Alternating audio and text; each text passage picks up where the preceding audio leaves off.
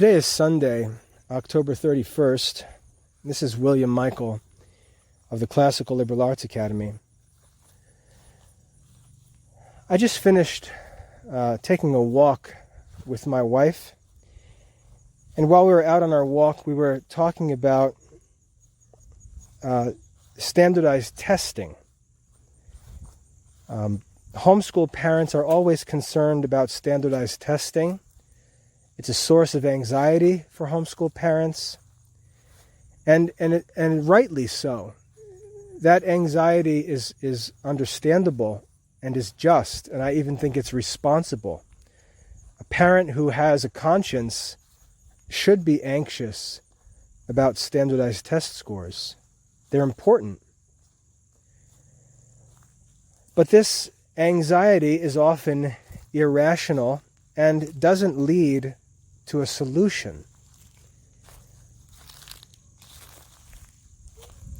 In this talk, I'd like to get into this question of standardized testing a little bit because I think it's important. I don't think homeschool parents understand these things. I think many homeschool parents end up making bad decisions because of these things. And I'd like to not only explain the cause of these problems and the solution for these problems, but beginning this year, I'd also like to offer a solution to these problems.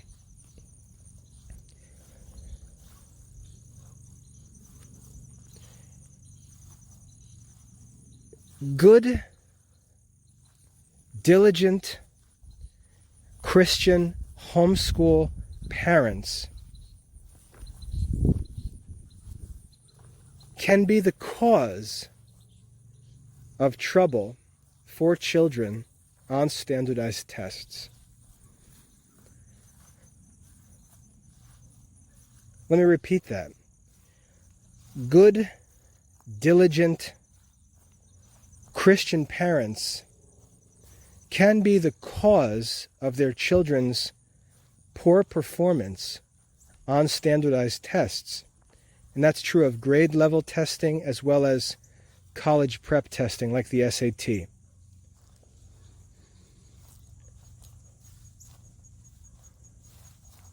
If we take a math textbook and we begin studying the math textbook, the purpose of the math textbook is to lead a student to knowledge of all of the topics that are considered necessary for a particular science, a particular mathematical science, one of the divisions of mathematics, whether that's arithmetic or algebra, geometry, trigonometry, calculus. The textbook lists all of the topics that are considered important and then explains and leads students through exercise in which they practice all of these different concepts and skills. That's the purpose of a modern math course. Parents who are homeschooling often think that the best thing that they can do is help their children get through those books and learn all of those topics. They're concerned about how many lessons the child can complete. They're concerned about how far the child can go in math studies. And this common way of thinking about studies puts an artificial pressure on students to move forward through lessons rather than to master the first lessons. The children are always pressured to get to the highest lessons, to move through the lessons, to progress through the courses. That's the pressure that comes from their parents. And the way that you progress through these lessons is by learning the methods and the steps that these books teach. You practice them by lots of exercises. You check your answers with the answer key and see if you got the right answer. And if you got the right answer key, you're congratulated and told that you understand. And if you get the answer wrong, you go back and review and try to figure out where you messed up. And that's the method of studying through a modern math course. You're given a question. It's understood that the question has a quote-unquote right answer. And you do your work to see if you can come up with that right answer. That's how a high school math course works, no matter which of the mathematical sciences you're studying. And kids learn to think in that way, and they learn to work in that way. They think of problems in that way. They study a problem in the chapter where they learned how to solve that problem. And then they do it 25 times with the understanding that if you repeat this exercise 25 times, you'll understand it and will be able to do it. And so they get through the exercises, get all the right answers, and they check that lesson off and say, I'm finished with lesson 24, and they go on to the next lesson, a new topic, new methods, new problems, and that method continues lesson by lesson. That's how they learn to think of mathematics. Now, the standardized test comes along and has nothing to do with that method of study. The standardized test is nothing like the math course, nothing like the math textbook. What I ask parents to look at when they see sample questions, look at the actual instructions in the standardized test. Look at the actual instructions for each question. The first thing that you'll notice is that the test is multiple choice, which is nothing like the textbook exercises. The test is multiple choice, and the instructions do not say, solve the problems and find the correct answer. That is not what standardized tests test. What a standardized test will do is give the student a question or a problem, give the student a set of answer choices, and then instruct the student to select the best answer. Select the best answer. And think about that. They're not asked to select the right answer. They're not asked to find the correct answer. They're asked to select the best answer. Now, don't you think that's a strange way to ask a question? Select the best answer? Isn't there one correct answer and 3 incorrect answers? Why doesn't the standardized test say which of the following answer choices is correct? Why does it say select the best answer? The reason why is because the standardized test is not concerned with finding the right answer. The standardized test is testing something completely different. Homeschool parents with good intentions cause their children to think about math and about other subjects in a way that's not how the standardized test wants students to think about these subjects. Standardized tests test a student's ability to solve problems. Math classes test a student's ability to find the right answers. Math classes do not ask students to solve problems.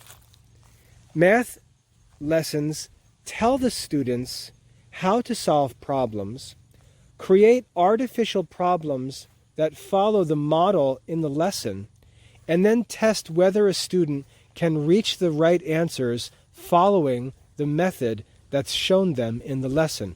Modern math classes do not teach children to solve problems.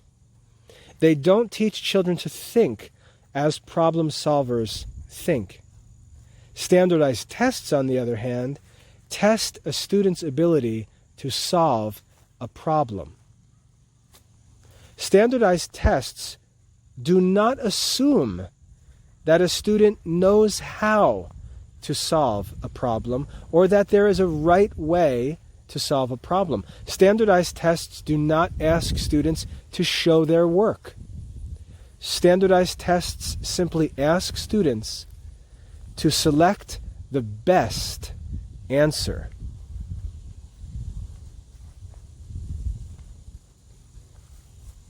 Now, the question is a multiple choice question. How should the problem be solved? Well, the student, if he's been given a good education, he's been taught how to solve problems. If he studied classical geometry, he would understand how to do this. But most likely, his parents thought that studying classical geometry would prevent him from studying the modern math classes that will help him to get a good score on his standardized test. Because after all, Euclid's geometry is not tested on the standardized test, right? No, you're wrong. What Euclid teaches is how to solve problems. What the modern math book teaches is how to get the right answer to fake chapter-by-chapter exercises. The modern math book is not teaching children how to solve problems, and that's why they get low scores on standardized tests. Students in schools often get good scores on standardized tests because they're used to taking standardized tests and they know how they work. The kids in schools know that the standardized test has nothing to do with your actual math lessons.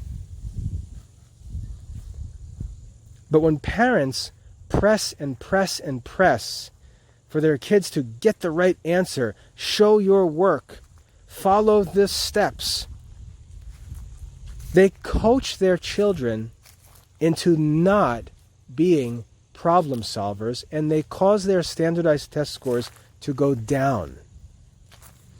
A child will look at a problem on a standardized test, will see that the problem is not immediately familiar, and will say, "I never learned that," or "I don't know how to do that.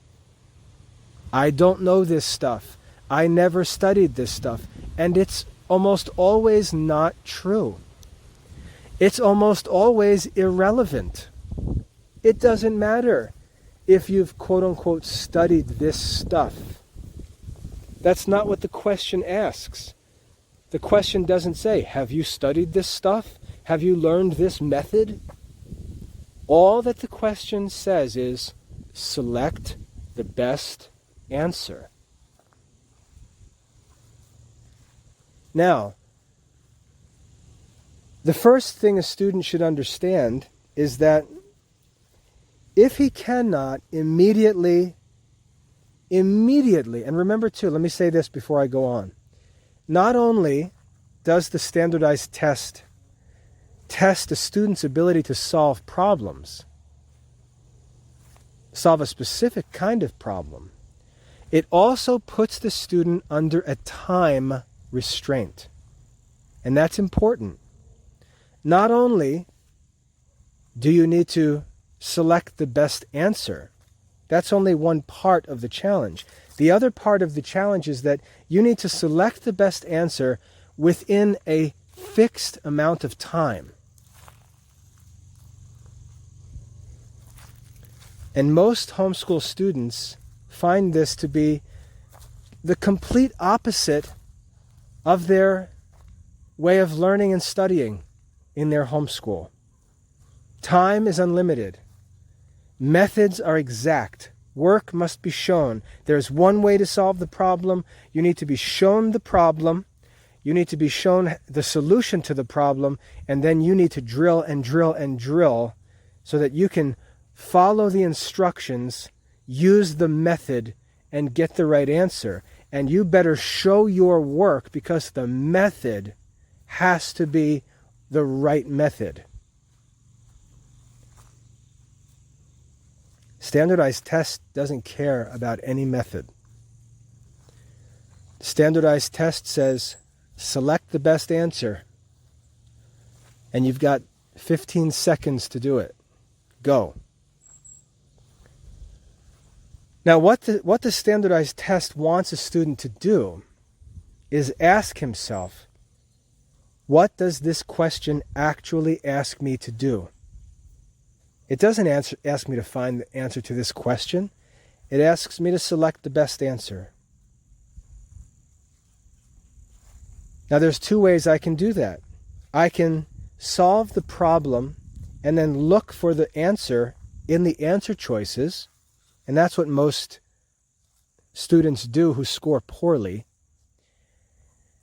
Or I can look at the question, think about what it's asking me, think about what I know about that topic that can help me to answer this question, and then simply select the best answer. And one of the ways I can do that is I can look at the answer choices and eliminate the worst answers. If I eliminate the worst answers, then I'll be left with the best answer. And I've got 15 seconds to do this. And if the students learn to eliminate answer choices, even if they don't know how to solve a specific problem, if they have to guess in the end, their guesses can be guesses where the odds are 50%. If I can get it down to 2 possible answer choices and then take a guess, I've got a 50% chance of getting it right, even if I guess in the dark. Whereas if I try to solve this problem and I find an answer, and then I look at the answer choices and my answer is not among the answer choices, then what do? Pick the closest answer? I know that's not necessarily right.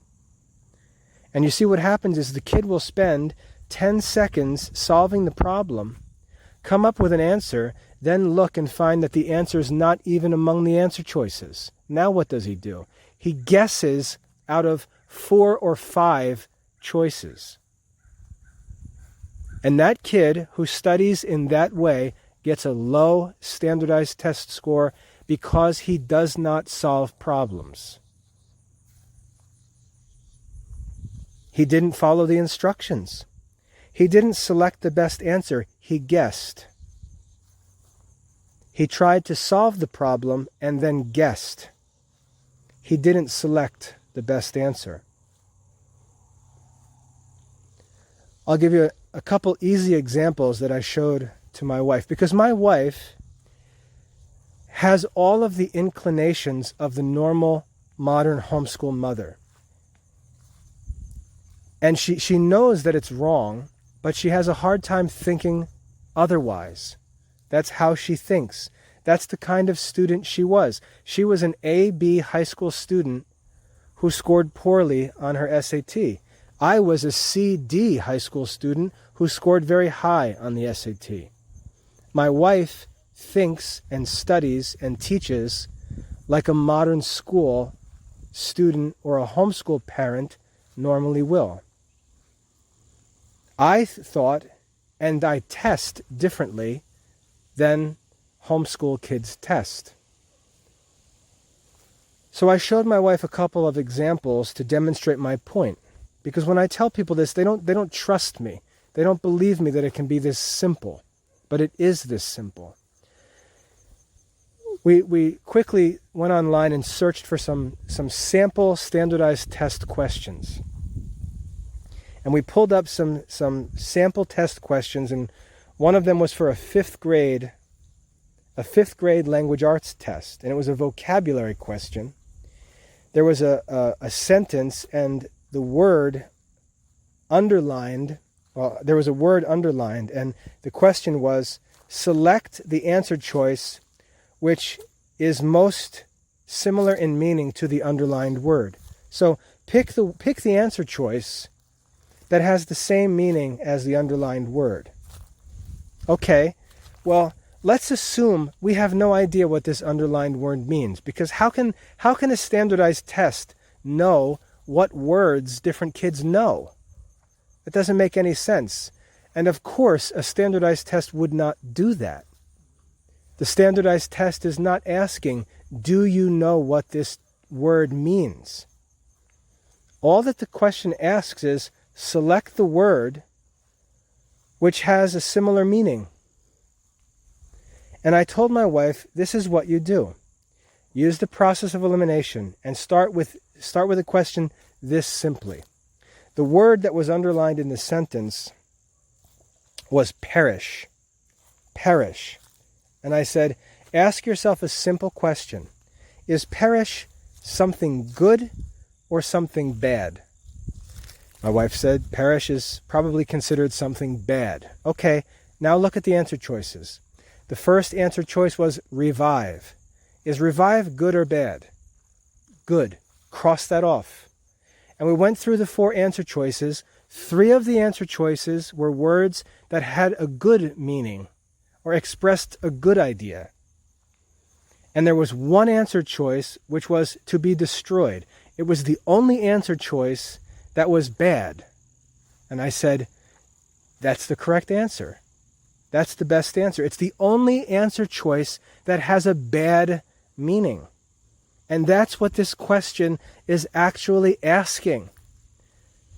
That's all the kid had to do, was answer the question, which of these answer choices has a similar meaning? And the actual question was asking whether a student could identify the word perish as having a positive or negative meaning. There were 4 answer choices. 3 were good, 1 was bad. That's all the kid needed to do. He didn't need to know the definition of the word perish. He simply needed to have a vague idea of whether the word was good or bad. And that's how that question needs to be answered. Then there was a math question. It showed a division problem. It showed 132 divided by 12. 132 divided by 12, and it said select the best answer. What in the world does that mean? There's just one answer, right? This is math. This is the world of absolute truth, right? That's not what this question is about. This question doesn't care if a kid has memorized the multiplication tables. That's not what this question's asking. It shows a kid a problem. 132 divided by 12, and it asks the kid to select the best answer, and it gives him 4 choices. And the 4 answer choices were 10, 11, 12, 13. Now, if a kid had the multiplication tables memorized, he would have known that 12 times 11 makes 132. And he could have looked at the answer choices, selected 11, and be done. But that would have been select the correct answer. So the idea in the standardized test is, let's assume that there's a kid who doesn't know the correct answer, who hasn't memorized the multiplication tables. And these are 5th graders, so we can expect that most of the kids have memorized the multiplication tables, but often they haven't, especially for 12 beyond 10. Now, select the best answer is different from select the correct answer or write the correct answer. It says select the best answer. Now, if any student would know one simple mathematical concept, he'd be able to solve this problem very easily. If a kid knew that when you multiply a number by 10, you simply add a 0, he would know that 12 times 10 makes 120. And he would immediately be able to cross 10 off the list of answer choices. It can't be 10. That's only 120. And then he would look and see that 132 is just 12 more than 120. And he would know that that's the best answer. Okay? So he doesn't need to know 12 times 11 equals 132 to answer that question. A simple concept is all he would need to know to figure it out. Whereas most kids who have been drilled by parents on multiplication tables, if they didn't memorize that one,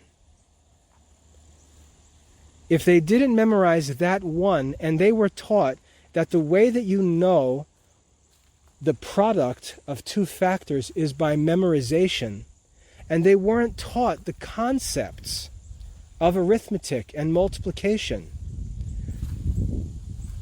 but were taught that you have to memorize the answers, and that's how you know the products, they would look at that question and say, I never learned that. I never learned what makes 132. And that's why kids get bad standardized test scores.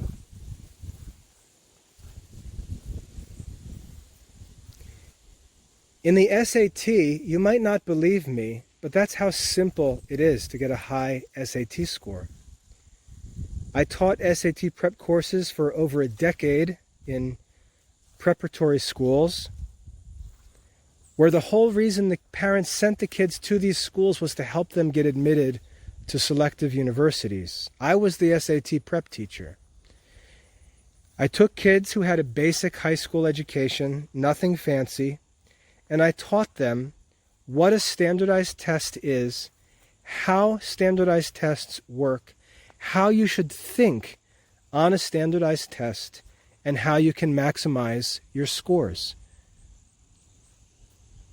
And the kids scored very well, because it has nothing to do with your actual high school studies or your grades. It has nothing to do with whether or not you did all of the homework exercises in the book. It has to do with whether you're able to think about issues as a problem solver, and whether or not you've actually learned the important stuff in these different subjects. As I said before, most homeschool parents think that the way to prepare for a standardized test is to blitz through the subject and learn all of the different topics. But that's not true. That's actually the opposite of what needs to be done. Because all of the important information for a subject is in the first few chapters. All of the important information for arithmetic is in the first few chapters. And if a kid learns, or I should say, if a kid masters the basic concepts in the first few chapters, all he needs to do is think about them, and he can figure out all kinds of other solutions. Because that's how problem solving works. In problem solving, we seek to solve new, unfamiliar problems by creatively using what we know. In order to understand complex arithmetic, you don't need to study complex arithmetic. You simply need to think about simple arithmetic and apply it to new situations. The students who are rushed through each lesson to get to the next lesson don't learn the basics. They often assume they already understand them, and they don't give attention to the details, and that leads them to all kinds of problems down the road because they really don't understand the concepts. For example, if you studied algebra in school, you might have learned the method of multiplying quantities that was called FOIL. Do you remember that? And the letters FOIL stand for first, outers, inners, last. And it was a cool trick that you could use to remember the order in which different quantities should be multiplied to solve some problem in algebra. And there's this question you'll find all over the internet, even on social media. You'll find people post memes and ask people to solve algebraic questions because the order of operations is a mystery to everyone. The order of operations, if I have multiplication and division and subtraction and addition all mixed up in a problem, what do I do first? Where do I begin? What's the order of operations? And everyone knows that having studied algebra, we have no clue. Most of us have no clue how to solve those problems. And that's why they're used as almost like riddles. But the cause of that confusion is the fact that in the very first lesson of a good algebra textbook, the definition of a term was given. And the entire subject of algebra hangs on the definition of a term. If we understand what a term is, everything else in algebra is simple. But what do the kids do? They blitz right past those definitions because they want to get to the exercises so they can see if they can get the right answers. And they get through all of the lessons and they finish algebra and they get a low standardized test score. Why? Because the standardized test presents them with a question that wasn't in their algebra book and they have no idea what to do because they don't understand the basic concepts. And that's what the standardized test is testing.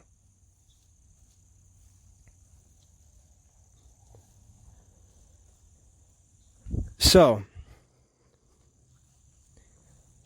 what needs to be done is parents need to ask themselves, what are the goals in their education?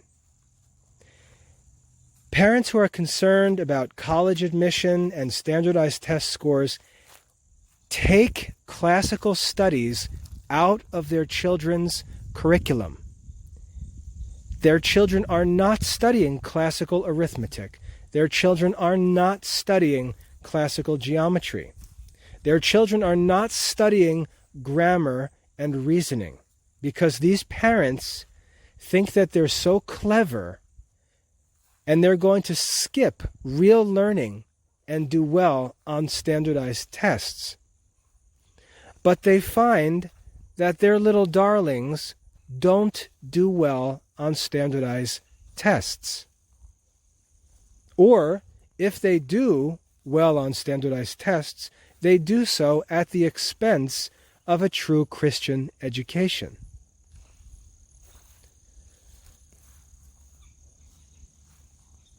If you would trust the saints and wise men and give your children a real classical liberal arts education, focus on the timeless classical liberal arts, classical philosophy, and Catholic theology, all that you would need to do is provide some specialized preparation for standardized testing, and your children would do extremely well.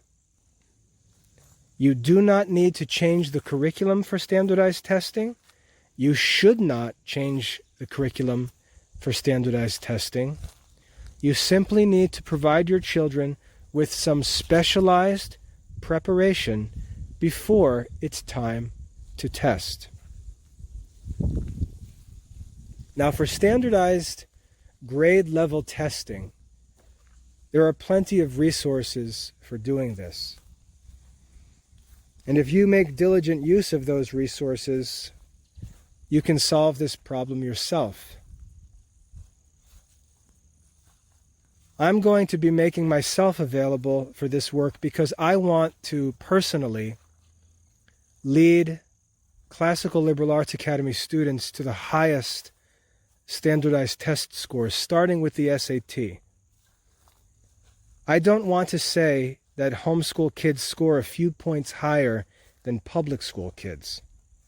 I want to say that our students score hundreds and hundreds and hundreds of points higher than standardized than public school kids, because there shouldn't even be a comparison.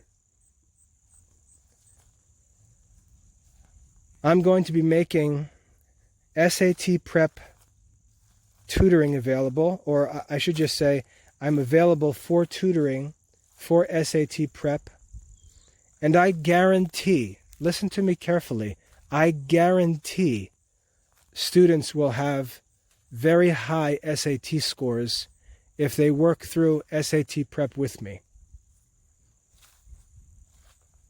I'm not going to present a program and say it's better than the public school, and then when your kid gets a low score, say, oh, well, I guess you didn't follow the instructions. I'm going to guarantee that a student who prepares for the SAT with me will get a high SAT score.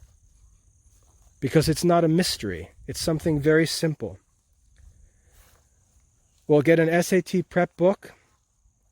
We'll work through it together, and I'll explain how a Christian student needs to think about the SAT to do well on it. The student has to understand what the SAT is about. He has to understand how to think about it. And he can get a very high SAT score. Now, SAT scores are very important. I know that homeschool parents, when their kids don't score well, will immediately start knocking it and saying, oh, who cares about that's stupid. That's really stupid to say that anything that you're not good at is not necessary, not important. That's not true. One of the reasons why the SAT is, well, I'll give you two reasons why the SAT is important. First of all, without a good SAT score, a student will not get admitted into a selective college. Period. Without a good SAT score, a student will not be admitted to a selective university. Period. A university will not allow a student to pull down the institution's average SAT score. The SAT score is a non-negotiable. There are minimum SAT scores, and students will not be admitted with SAT scores lower than the minimum. I'm not talking about these junky private colleges that'll accept anybody. I'm talking about selective universities, which should be open to students with classical Catholic education. Our students should be elite. They should be the target of these selective colleges if they're rightly prepared. The first reason the SAT is important is because without a high SAT score, admission to a selective university is impossible. That's reason number one. Reason number two, when you're homeschooling, let's say you want to focus on classical liberal arts. You want to have your children focus on classical geometry, classical arithmetic, even classical music, and get into classical astronomy. And at the same time, you'll follow my advice and let the kids work through a modern math book that allows them to learn the concepts efficiently and cover the modern ideas of modern mathematics. But you're not going to focus on modern mathematics. And then when you're admitted to college, you select a major, and the kids have the opportunity to select a major that pleases them, that they're excited about.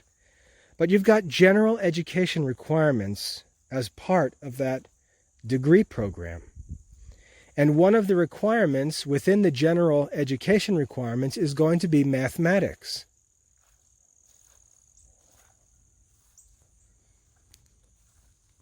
Now, ideally, a student will place out of lower mathematics courses so that he or she can take one math course and satisfy the degree requirement.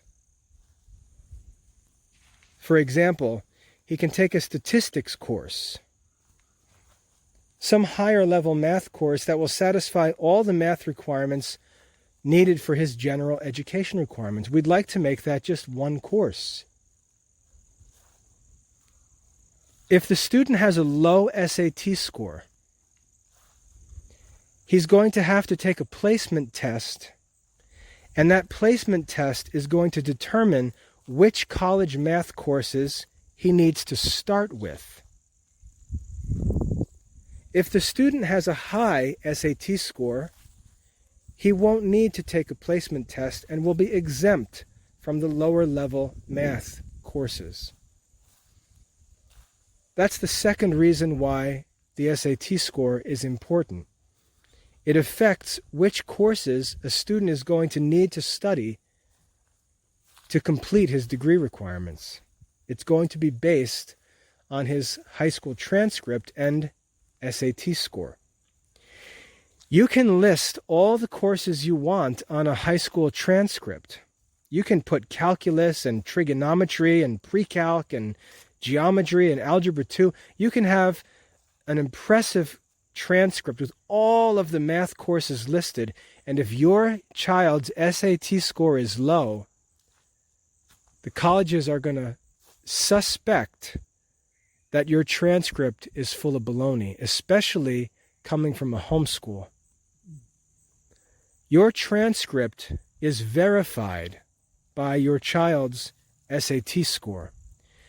If you have a high SAT score, no one's going to question your transcript because your SAT score proves everything is okay.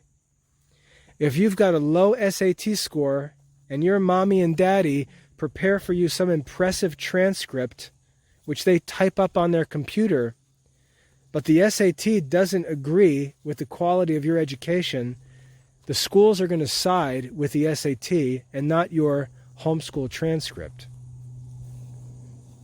But if the SAT score is high, that's that. To give you an example, my kids chose to go into the military because they want to go through college in the ROTC program and become military officers. They went, as soon as they finished their high school diploma requirements, they joined the military and joined the Army Reserves. To get into the Army Reserves, there's a test that needs to be taken called the ASVAB, A-S-V-A-B. That test is used to assess the kids' learning, not just in school, but also common sense practical life as well. If a student scores high on the ASVAB, every position in the military is open to him. If he scores low on the ASVAB, he's limited in what positions or what careers he can choose within the military. The standardized test determines what career options are open in the military. My kids scored very highly on the ASVAB tests and were told that any occupation that they want in the military is open to them. And they made their choices based on what they wanted to do. My kids went to basic training, completed their professional training, and finished and came home.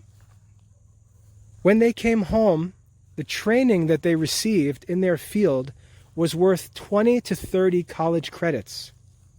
They had never been in a college classroom and had 20 to 30 credits. When they applied for college admission, no one asked for their SAT scores.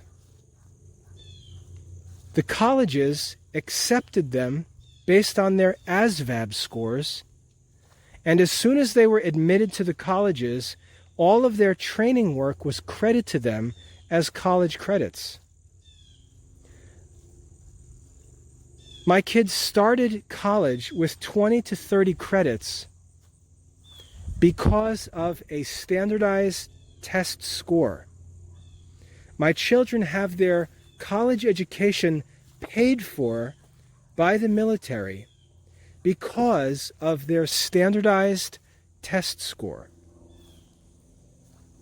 My son Jonathan is now a cadet in the ROTC program. His tuition is paid in full, and he's paid $420 a month while he studies. And this whole opportunity was made possible by an excellent score on a standardized test. So don't let anyone tell you for 1 minute that standardized tests don't matter. They're extremely important. And if your child has a good education, not just what you say, but if his education is actually good, he can easily prepare to earn a high score on a standardized test. And that's what we did for each of our kids. We prepared them specifically for that test when the time came. We never, ever made a decision in their curriculum based on any tests. We gave them a classical Catholic education with no compromise. And when the time came for a specific test, we provided specialized preparation for that test. That's what homeschool parents should do. I've done it. I'm not talking theoretical. I'm not telling you what I would do if I was in your situation. I'm telling you what I do in your situation. I've got 3 kids, our first 3 children in college with their tuition paid. They received a classical Catholic education. You can do the same thing. You can do the same thing. If you're going to say, oh, college doesn't matter. Yes, college does matter. College does matter. There will be no priests without college degrees. College is very important. Now, the SAT doesn't matter. Yes, the SAT does matter. The SAT affects college admission and also affects the courses that students need to take to complete college degrees. The SAT is very important. If your homeschooling produces low test scores, there's something wrong. If you're choosing a homeschool curriculum for the sake of standardized test scores, you're doing it backwards. Provide your children with a classical Catholic education aimed at the highest Christian goals, and take no thought of standardized tests or college admission or career when you're considering the children's curriculum. That's for the formation of their soul, of their life, of their person. That's your duty as a parent. When it's time for standardized tests, when it's time for career preparation, college preparation, specialized preparation is necessary, because these things require very different ways of thinking than character formation requires. And homeschooled students need both, not one or the other. If you provide your children with good character formation and then screw up their professional lives because they can't get a decent score on a standardized test, the kid's going to be looked at like a fool because everyone knows these things aren't difficult. And no one's going to want to listen to a kid who claims to be a wise man yet can't score well on the SAT. I think a wise man could figure out how to get a good score if he was so wise. And likewise, if you neglect your kid's character education by moving away from the education recommended by wise men and saints because you're concerned about a standardized test score, and you devote the whole curriculum to the standardized test score, you just make no sense. It's too easy to do that. You simply need help preparing for the standardized tests, whether they're grade level standardized tests or whether it's an important college or career preparatory test. If you'd like help with that kind of preparation, I'm offering it through tutoring. I'm making tutoring affordable so there's no excuse. I've lowered prices so that live chat tutoring is only $10 per hour. If your kid gets a job at Target, he'll get paid more than I get paid for tutoring. Live chat tutoring costs $10 for an hour, and video tutoring costs only $25. We can study and prepare for the SAT. We can prepare for grade level standardized testing if you're concerned about those scores, and many people are, and it's perfectly right to be concerned about those scores as long as you don't make foolish decisions about how to improve them. You can do both. You can provide your kids with a great classical Catholic education and also thrive on standardized testing. But they're two separate pursuits. If you'd like my help, use tutoring. It's affordable and it will be effective. I guarantee it. I'll provide resources. You may need to buy a book, let's say for SAT prep or something like that. There may be a guidebook that I recommend for the kid and I work through with the kid and add to a bit. But there won't be any other expenses. It's just a simple, affordable tutoring fee. If you want help and need help, don't make a stupid decision to change the whole curriculum. Just get specialized help on that one thing,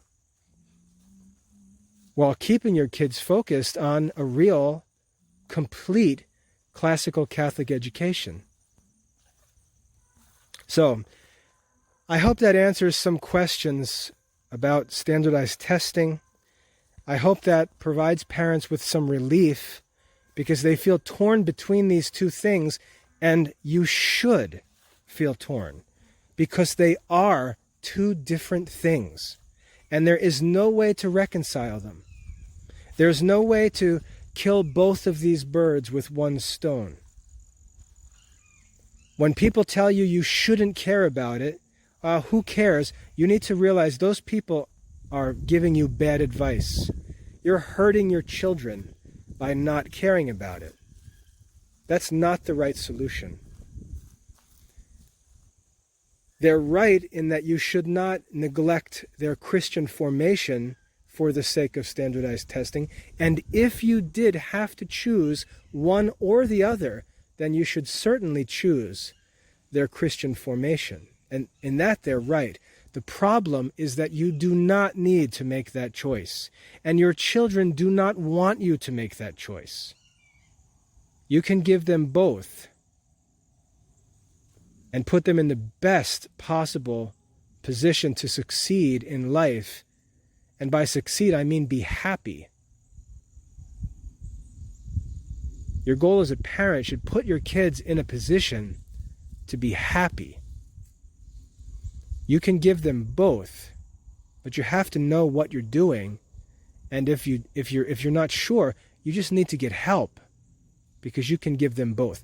I hope that's helpful. It's dinner time for me here at home, so I'm going to head in and close this off now. But if you've got specific questions about these things, would like to talk about these more, if you'd like to get started with this kind of preparation, just make use of the tutoring. It's so affordable.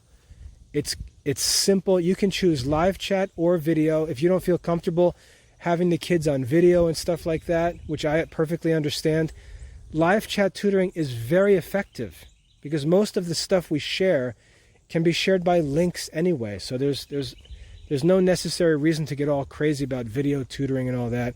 It's often not even effective. Live chat tutoring is $10 an hour, and we can do anything that the kids need help with. So if you need that help, don't get stressed. Don't be anxious. Don't allow these concerns to tank your whole homeschool. Just understand what's needed. Understand what standardized testing is meant to do. Understand how it actually works. Understand how it's different from normal studies. And prepare for it specifically, because it is very important. God bless.